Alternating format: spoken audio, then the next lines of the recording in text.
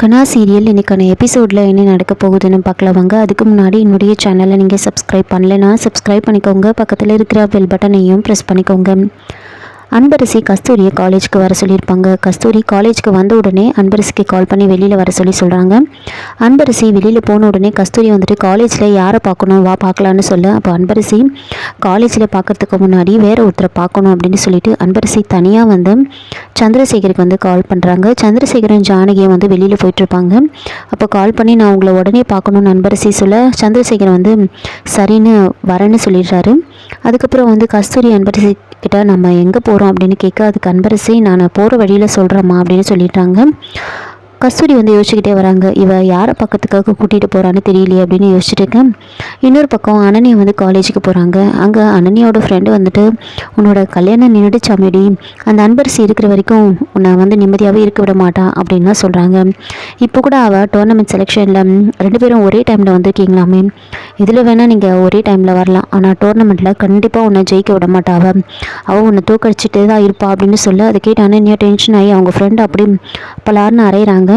அப்போது என்ன அவள் மேலே இருக்கிற கோவத்தை நீ ஏன் மேலே காமிக்கிறியா, அவளை எதுவும் உன்னால் பண்ண முடியல, அந்த கோவத்தை ஏன் மேலே காமிச்சிட்டு இருக்க, உன்னால் முடிஞ்சால் அவளை ஏதாவது பண்ணு அப்படின்னு சொல்லிட்டு போகிறாங்க. அப்போ அனன்யா அவளை என்ன பண்ணுறன்னு மட்டும் பாரு அப்படின்னு யோசிச்சுக்கிட்டு அவங்களோட இன்னொரு ஃப்ரெண்டுக்கு கால் பண்ணி நான் சொல்கிற மாதிரி நீ பண்ணணும் அப்படின்னு சொல்லிட்டு அவங்க பிளானை வந்து அவங்கக்கிட்ட சொல்கிறாங்க.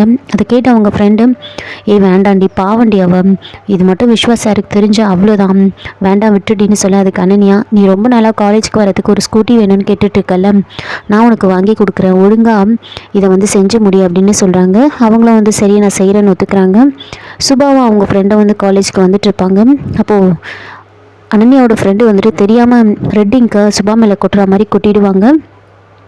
இன்னொரு பக்கம் வந்துட்டு சிவகாமியும் மங்காவும் வந்து பேசிகிட்டு இருக்காங்க. அப்போ சிவகாமி வந்துட்டு அந்த ராமச்சந்திரன் இறந்ததை எல்லா நியூஸ் பேப்பர்லேயும் போட்டிருக்காங்க. ஆனால் கஸ்தூரி இறந்துட்டான்னு அப்பா சொல்கிறாரு, ஆனால் அதை பற்றின ஒரு நியூஸ் கூட எந்த நியூஸ் பேப்பர்லேயுமே இல்லையே, அவர் சொல்கிறது உண்மையாக பொய்யா அப்படின்னு கேட்க, அப்போ மங்கா வந்துட்டு ராஜவேலுக்கு கால் பண்ணி கேட்டுட்டு இருக்காங்க, அந்த கஸ்தூரி உண்மையிலே இறந்துட்டாளா இல்லை நீ சும்மா என்கிட்ட அந்த மாதிரி சொல்லிட்டு இருக்கியா அப்படின்னு சொல்ல, அப்போது ராஜவேலு வந்துட்டு அவளை வந்து கொலை பண்ணவன் என் பக்கத்தில் தான் இருக்கான், அவங்ககிட்ட வேணா நீயே பேசு அப்படின்னு அவங்கக்கிட்ட வந்து ஃபோனை கொடுக்குறாங்க.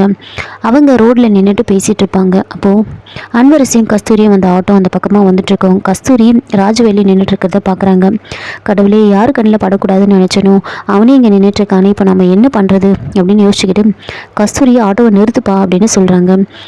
நிறுத்திட்டு அன்பரசி கிட்ட வந்து கேட்குறாங்க, அன்பரசி இப்போ நம்ம எங்கே போகிறோம் சொல்லு அப்படின்னு சொல்ல, அப்போ அன்பரசி அம்மா நான் போகிற வழியில் சொல்கிறேம்மான்னு சொல்ல அப்படியே பேச்சு கொடுக்குறாங்க. அப்போது அன்பரசி வந்துட்டு நான் சொல்கிறேம்மா ஆனால் நீங்கள் ஆட்டோ எடுங்க அப்படின்னு சொல்ல, அப்போ கஸ்தூரி என்ன பண்ணுறதுன்னு தெரியாமல் அப்படியே பயந்துக்கிட்டே இருக்காங்க. ஆட்டோ வந்து ஸ்டார்ட் பண்ணுவாங்க, ஆட்டோ ஸ்டார்ட்டே ஆகாது. அதுக்கப்புறமா அன்பரசி ஆனால் இங்கேருந்து கொஞ்சம் தூரம் தான் நாங்கள் நடந்தே போய்க்கிறோம் அப்படின்னு இறங்கி நடந்து வந்துட்டுருக்காங்க.